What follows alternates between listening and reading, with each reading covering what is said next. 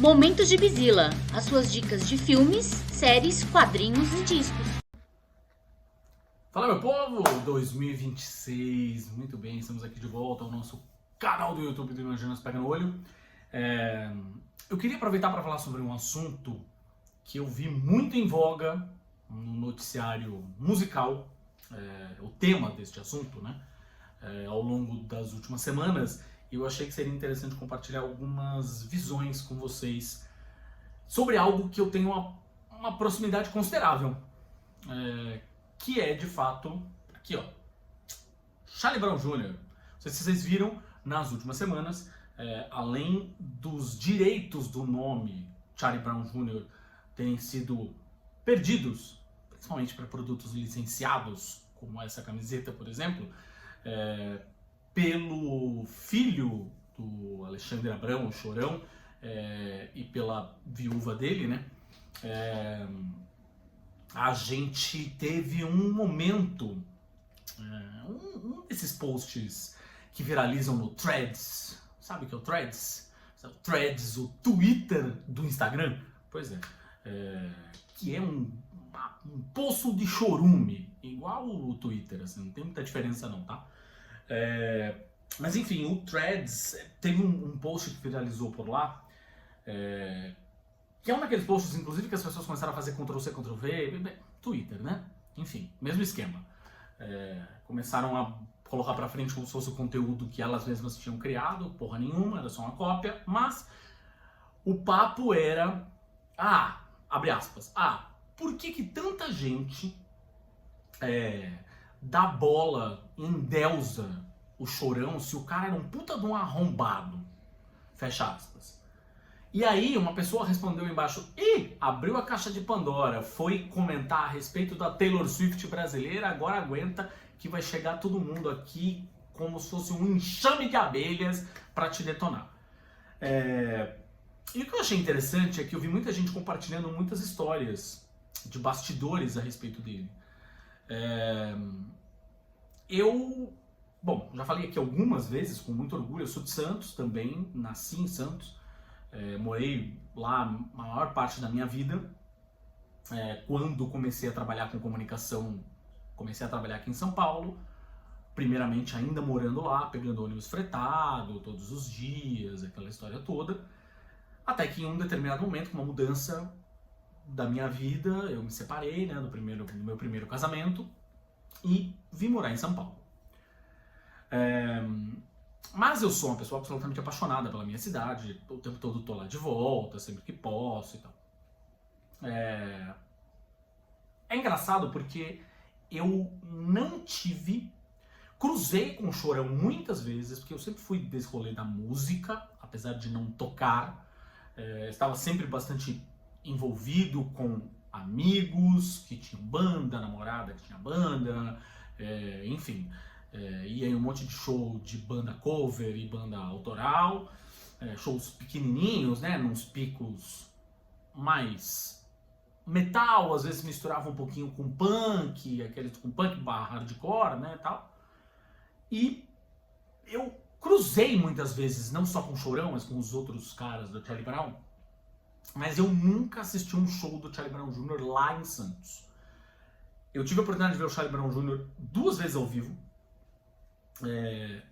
e essas 2 vezes foram aqui, em São Paulo. Já a trabalho, eu já trabalhava profissionalmente como jornalista de música. A primeira delas foi se não me engano, foi isso mesmo. A primeira delas foi no Acústico MTV, eu tava lá. Foi uma puta experiência, inclusive. Encontrei um monte de gente da minha galera, gente de Santos, que era bem próxima deles. E depois eu tive a chance de vê-los na abertura do Linkin Park. Obviamente ainda com Chester, né? E que foi no Pacaembu. Um puta show. E foi... O show do Acústico já tinha sido muito legal. Mas esse show na abertura do Linkin Park foi um tesão, assim, um desbunde. Era um tipo de show que o Chorão, em particular, entrou com sangue nos olhos, disposto a dominar aquela plateia, porque afinal de contas ele estava servindo de abertura de uma banda internacional enorme. E posso, assim, eu sei que muita gente vai achar um exagero da minha parte, mas dá pra dizer que ele botou no bolso o Linkin Park. Porque de fato ele fez um show assim, entrou, no primeiro momento que ele colocou o pé no palco, e já entrou dominando a plateia. E foi assim até o final. Tanto é que foi registrado para lançar ao vivo depois, né, o disco desse show e tal. Mas falando sobre o Chorão em específico, eu quando conheci o Charlie Brown, musicalmente falando, eu odiava a banda. Você deve ter visto isso na thumb do vídeo, né? Eu odiava o Charlie Brown Jr. Eu era um metaleiro, jovem metaleiro. Não era um metaleiro muito cabeça fechada, preciso admitir. Não era aquele metaleiro, né, que só enxerga apenas tão somente o heavy metal. Mas tive uma fase complexa e complicada. Ou seja, eu era aquele metaleiro que escutava metal melódico na época que escutava metal melódico barra metal espadinha, barra power metal, enfim, ali pela metade dos anos 90, quando era um pecado escutar, né? Ou seja, entre os metaleiros mais tradicionais, assim, isso é coisa de fresco, é coisa de viadinho, enfim. Mas eu tive a minha fase da birra com o Charlie Brown Jr. E ela durou bastante, tá? Essa birra em particular durou bastante. Sempre gostei de rock nacional, sempre fui fã de Titãs, a gente falou aqui, né, sobre os nossos discos favoritos e tal. Paralamas, blá blá blá, mas o Charlie Brown demorou pra me pegar. O que é muito estranho, porque na verdade a sonoridade tem muito de coisas, mistura muitas coisas de outras bandas, de outros lugares que eu curto, né? Então, assim, foi, né, tinha uma coisa meio punk aqui, meio ska lá, e isso são coisas que eu tendo a gostar, né? Mas não rolou. Tinha de fato uma birra com ele. Odiava, dizia que Chorão, todo mundo deve ter isso, tá? Sim. Chorão, eu dizia que ele estava no meu top 3 da minha lista de pessoas que eu agrediria fisicamente se tivesse oportunidade. Uma bobagem do caralho, mas vocês obviamente devem ter isso também, né? No fim isso passou. Figura de linguagem, tá, YouTube? Antes que o algoritmo esteja me ouvindo de uma forma diferente aqui. Mas conforme os anos foram passando, eu fui escutando mais Charlie Brown Jr. e mais do que isso, fui escutando pessoas que escutavam Charlie Brown Jr. e a minha relação com eles foi mudando. Ter visto os shows foi excelente para tirar um pouco desse ranço. E principalmente, a minha relação com o Charlie Brown acho que mudou, a chave virou de vez, assim, quando aconteceu a pandemia. Quando aconteceu a pandemia, de fato, a coisa de ficar preso em casa, a coisa de não sair, eu fui uma dessas pessoas que respeitou à risca o lance do isolamento social. Então, eu fiquei muito tempo sem ir para Santos. E escutar o Charlie Brown Jr. era uma forma de me sentir próximo da minha cidade. Me sentir próximo de um lugar que para mim sempre foi tão querido, um lugar que eu sempre gostei tanto e tal. Então, a minha relação com o Charlie Brown Jr. acabou sendo muito ressignificada nesse momento em que eu fui obrigado a ficar trancado em casa, portanto obrigado a ficar distante de Santos e das pessoas de Santos, que eu acho que isso é importante dizer também, né? Ou seja, eu amo a minha cidade, mas também muito pelas pessoas que estão lá. Tenho grandes amigos que estão lá, parte da minha família ainda está lá, né? Minha mãe ainda mora em Santos, né? Então, assim, de fato mudou um pouco a minha conexão com o Charlie Brown Jr. por conta da pandemia. Hoje é uma banda que eu escuto muito. Acho que dizer que eu sou fã talvez seja um exagero. Mas eu sou uma pessoa que gosta muito, muito, muito mais do que lá no passado. Mas falando especificamente sobre o Chorão, é engraçado porque eu tenho uma relação mais do que apenas tão somente a relação de ser uma pessoa que mora em Santos, que é nascida em Santos, aliás, né? Enfim, que era a casa do Charlie Brown, que é a casa que acolheu o Chorão. O Chorão, apesar de ter nascido aqui em São Paulo, foi morar em Santos bem cedo e, obviamente, a cidade se tornou, né, algo muito importante para ele e também muito importante para o Charlie Brown Jr. depois. Mas eu tenho uma relação muito próxima com ele em dois aspectos bem distintos. Assim. A primeira delas é a minha ex-esposa. O tio dela era vocalista de uma banda bastante ativa no cenário underground de Santos, que era o Carnal Desire. Se você não conhece, procura. Tem poucos registros deles, mas tem aqui mesmo no YouTube. Você deve encontrar. Tem uma entrevista antológica que eles concederam para o Jô Soares, que foi um pouco nessa época, inclusive, em que ficou claro o quanto o Chorão gostava do Carnal Desire. Eu já vou contar esse detalhe, mas se você quiser, depois desse vídeo, procurar, eu vou até colocar o link aqui embaixo, na descrição do vídeo, mas se você quiser, enfim, assistir essa entrevista depois, acho que vale super a pena. E quem rouba a cena é o Tarso Carnal, que era o vocalista da Carnal Desire. Ele era um policial militar, mas que tocava vestido com uma roupa, um cara grandão, tal, não sei o quê, mas que tocava vestido com uma roupa sadomaso, assim, e o som era divertidíssimo. As letras de duplo sentido, tal, mas com uma pegada mais crossover. Ou seja, um punk que tem ali o seu pezinho fincado no thrash metal, assim. Quem conhece o Surra, que também é de Santos, né? Ou quem conhece o Ratos de Porão, por exemplo, a sonoridade do Ratos de Porão, vai entender o que eu tô falando. Mas enfim, sem divagação. O fato é que o Tarso, portanto, o vocalista da Carnal Desire, era tio da minha primeira esposa. Tinha muito contato com ele, aquela história toda.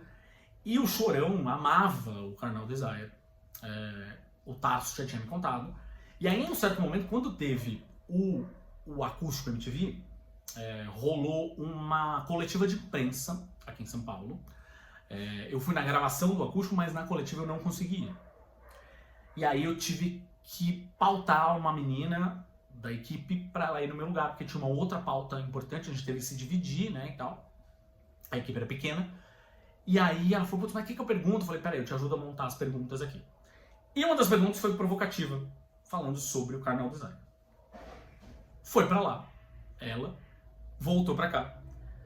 Quando voltamos, nos encontramos na redação, eu perguntei pra ela, e aí, como foi a coletiva? Ela falou, bicho, aquela pergunta que você colocou sobre o Carnal Desire mobilizou a entrevista logo depois. Porque a hora que eu falei no Carnal Desire, o Chorão delirou. Falou, nossa, o Carnal, eu amo o Tarso, o Carnal é foda, a banda é legal pra caralho, não sei o que, blá blá. E depois daquilo, o Carnal Desire, inclusive, teve um pico de popularidade. Claro, pico de popularidade possível para uma banda underground, né? Não era banda de gravadora, nem nada do tipo. Mas enfim, o Tarso participou, inclusive, do filme, né? Do Charlie Brown, aquele lá, que era baseado na música do Lobão, que tinha o Paulo Vilhena, que também é de Santos, no papel principal e tal.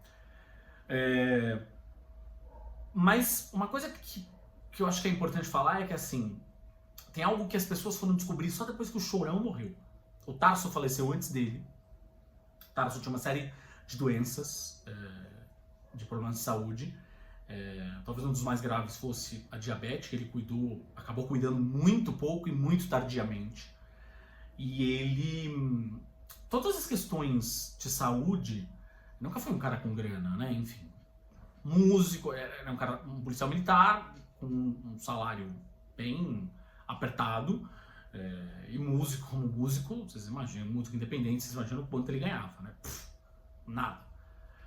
Mas, todas as questões relativas à saúde que ele teve, foi o Chorão que cuidou. E volto a dizer, isso as pessoas foram saber muito tempo depois que o Chorão tinha falecido. Porque ele não ficava alardeando, falando isso pra ninguém e tal. Ele era um cara que cuidou. O Tarso, inclusive, foi internado na Santa Casa de Santos, e aí o Chorão falou, não, pera aí, para na reta final, assim, já, né?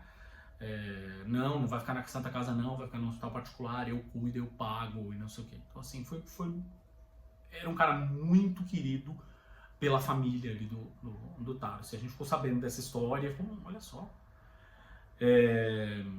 E a minha prima, Soraya, ela trabalhou durante muitos anos, ela é amiga da Grazi, amiga pessoal da Grazi, que é a esposa, né, do Chorão. E ela trabalhou durante muitos anos na produção do Charlie Brown Jr. E ela é amiga pessoal, a ponto, minha prima é amiga pessoal da Grazi, né, da Grazon, né, que é a personagem da música Proibida Pra Mim. Ela era tão amiga pessoal, assim, a ponto da Grazi e por tabela o Chorão, né, ser madrinha do filho dela. Filho da minha prima, que tem mais ou menos a idade do meu filho mais novo. Assim, se regulam, né, mais ou menos uns 15 anos de idade, hoje. Então, algumas vezes eu vi o Chorão, inclusive, quando eu morava com a minha mãe. Minha prima morava no mesmo prédio, morava, na verdade, num apartamento do lado. Algumas vezes eu vi o Chorão no corredor do prédio, indo para casa da minha prima e tal. E a minha prima dizia uma coisa, que o Chorão era um cara muito humano. Humano em que sentido?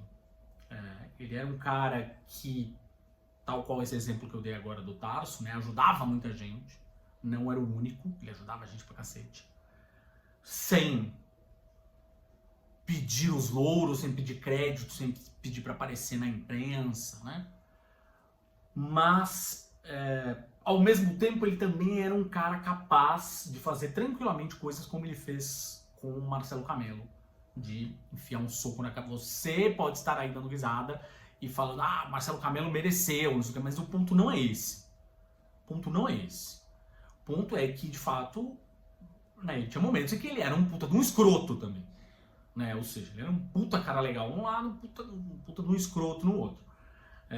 Tem um caso, inclusive, que pouquíssima gente conhece, isso não chegou a vazar pra imprensa, foi uma coisa que foi contida, né, em Santos, num mercadinho em Santos,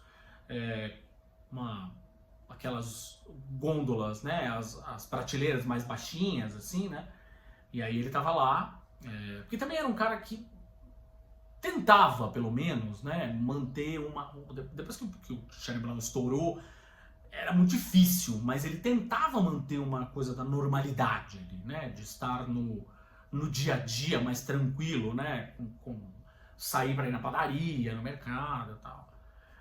Mas obviamente que depois que o Charlie Brown explodiu, de fato, era um pouco mais difícil.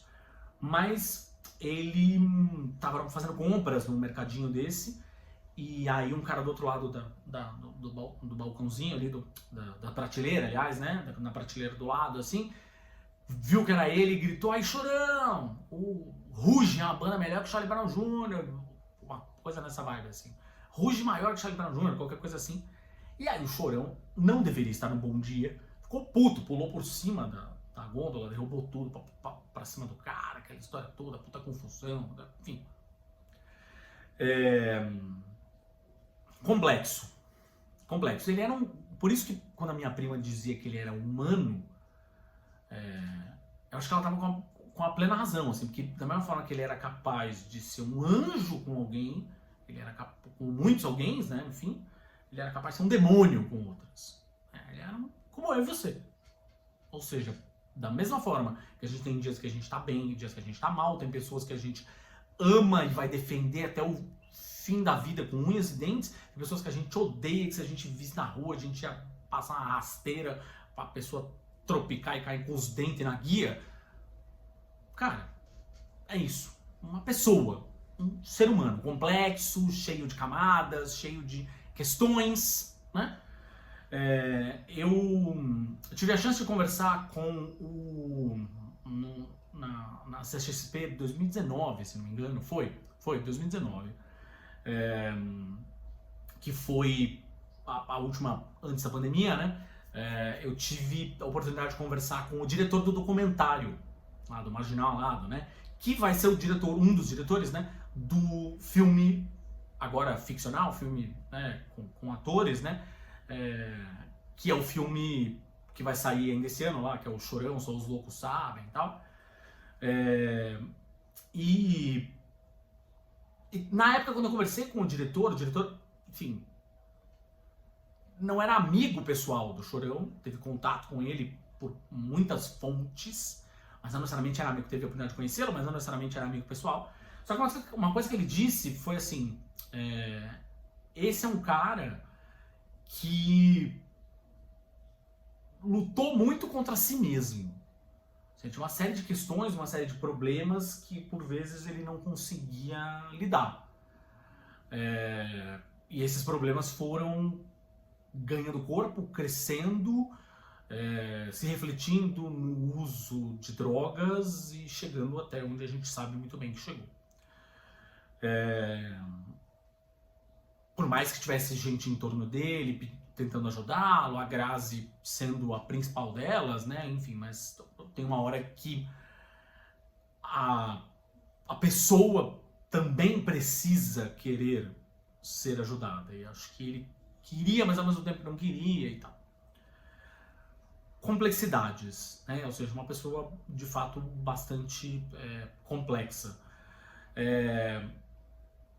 Pouco antes de eu conversar com esse diretor, também na CCXP rolou uma coletiva de imprensa com ele, com o roteirista, e com 4 pessoas da MTV que tiveram muita relação com o Chorão naquele momento em que ele explodiu, né? Ou seja, que a MTV fez o Charlie Brown ir para as alturas, né? Com os clipes, não sei o quê. A partir do clipe do Cor Vai Comer e depois por aí vai, a coisa foi para a estratosfera. Tanto é que até hoje é a banda de rock mais ouvida do Brasil nas plataformas digitais. Não tem outra banda que o supere. Mas estavam lá a Sara Oliveira, o Edgar Piccoli, tinha mais alguém que eu não vou lembrar, e o João Gordo, do Ratos de Porão, que foi, né, que também foi VJ na MTV. E o João Gordo, quem estava nos bastidores do mundo da música sabia que o Chorão e ele eram desafetos, né? Tretaram algumas vezes, não sei o quê. Tretaram a ponto até de um catar uma faca para atacar o outro. Imagina, o próprio João contou essa história na coletiva de imprensa. Nos bastidores dos shows era difícil eles...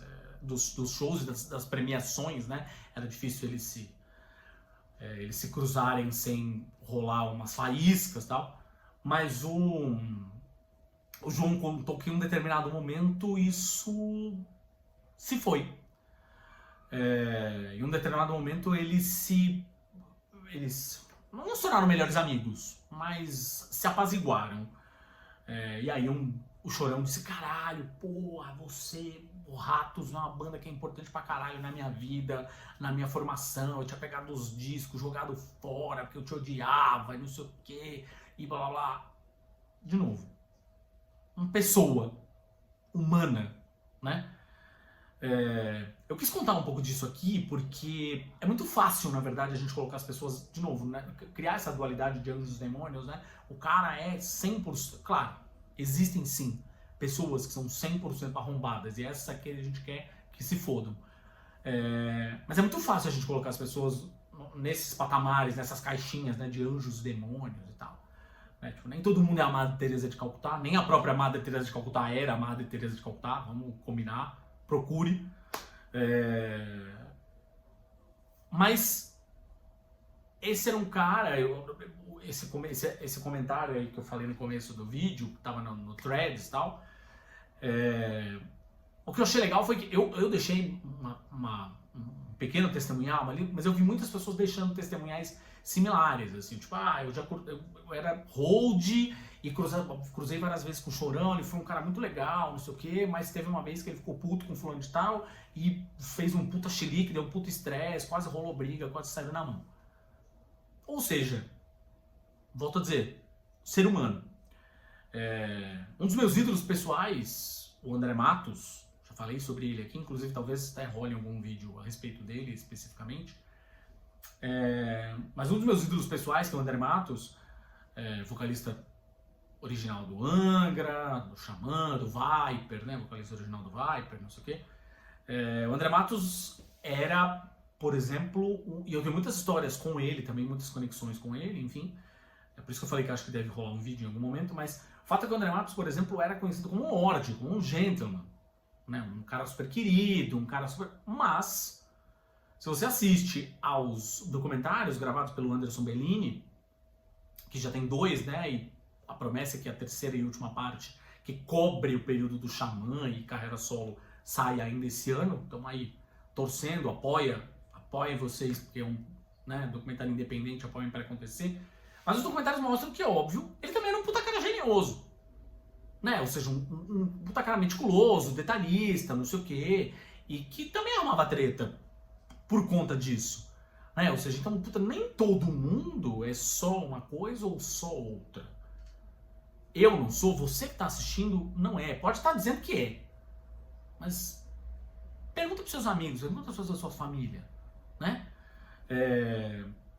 Assim, é muito legal lembrar dessas coisas que eu vou me lembrando daquele momento do Acústico MTV, assim, porque ali apesar dos perrengues, apesar dos pesares, o Chorão tava bastante nervoso, não nervoso de puto da vida, nervoso de preocupado que as coisas acontecessem do jeito correto, né? Tava inseguro. Mas mesmo assim, ele errou muitas vezes, tiveram que refazer muito, até o Tatola, né, que era um dos produtores e que tava tocando, era um dos caras que tava tocando violão, ele falou, porra, Chorão, presta atenção, caralho. Ele, hoje, que é um cover do Camisa de Vênus, que ele tocou junto com o Marcelo Nova, acho que ele tocou umas 5 vezes. Aí teve que ir de novo, né, como estava sendo gravado, não só o áudio, mas também o ao vivo para virar um DVD, né? Então o Marcelo Nova saía, voltava, não sei o quê. Mas mesmo assim, mesmo nesses momentos em que ele errava, putz, mal, galera, vou voltar, vou fazer uma segunda vez, uma terceira vez a música, não sei o quê. Mesmo nesse momento, não só dava para perceber o quanto a plateia estava em estado de êxtase por estar presenciando aquilo, né, se sentindo parte de um momento tão especial, mas o próprio Chorão. Sim, mesmo com os erros, com os defeitos, com as coisas todas acontecendo, com aquela loucura, aquele monte de maquinário, né, aquela puta produça da MTV, mesmo assim, ele tava no céu, tava em êxtase, assim, tava, sabe, e tava feliz de compartilhar aquilo com a família dele, que eram aquelas pessoas todas, né, ou seja, as pessoas da produção, volto a dizer, assim, eu conhecia as pessoas, né, da produção, a galera lá de Santos e tal, não sei o que, amigos de bandas que estavam ali, papapá, e os próprios fãs, né, que eram uma família também para ele, tinha muito fã-clube ali, né. É bom lembrar das pessoas, não só essa lembrança. Sim, a gente tem que lembrar do Chorão como sendo o cara que socou o Marcelo Camelo, por exemplo, mas não lembrar do Chorão só como o cara que socou o Marcelo Camelo, né? Ou seja, eu lembro do Chorão como aquele cara que parecia uma criança de tão empolgado na gravação do Acústico MTV, o cara que ajudava pra caralho o Tarso da Carnal Desire, o cara que era capaz de ser doce com a equipe e trazer doces e bombons e muitas coisas para a equipe quando chegava de uma turnê dura, que tinha sido uma turnê longa, exaustiva, porque isso também é parte de quem ele era e que às vezes a gente acaba esquecendo, né? A gente coloca as pessoas nessa caixinha de pessoa polêmica e a gente acaba não relembrando quem elas são de verdade ou quem elas podem ser também. Ou seja, elas são uma coisa, mas podem ser outra também. De novo, assim como eu, assim como você. Muito obrigado para você que ficou aqui até o final, que viu o vídeo até o final. 2026 chegou com força total. Esperamos, né, eu e a Gabi, continuar contando com a sua presença aqui, com o seu apoio, com o seu like. Então, se você chegou até aqui, dê like no vídeo. Se você não é seguidor do canal, se inscreva. De repente esse vídeo chegou em você por alguma razão. Se você não é seguidor, se inscreva. Compartilhe esse vídeo com os amigos, comente sua música favorita do Charlie Brown, seu disco favorito, se você tem alguma lembrança, alguma coisa que aconteceu com o Chorão, uma coisa legal, outra coisa não tão legal assim, enfim. E óbvio, clica no sininho para não perder nenhuma atualização desse canal. Volto a dizer, todos os nossos podcasts entram aqui. O Imaginas Pega no Olho, que é mais generalista, que fala de tudo. O Imaginas Pega no Ouvido, que é o nosso podcast sobre música. Os vídeos mais curtinhos que a gente faz aqui também entram, né? Dicas de quadrinhos, de discos, de filmes, blá blá blá. Tá tudo aqui. E esse momento de Bizila, que é esse vídeo um pouco maior, a gente tem tentado fazer pelo menos uma vez na semana. Beleza? Mais uma vez, muitíssimo obrigado pela sua audiência. E não se esqueça, tchau, Rodrão!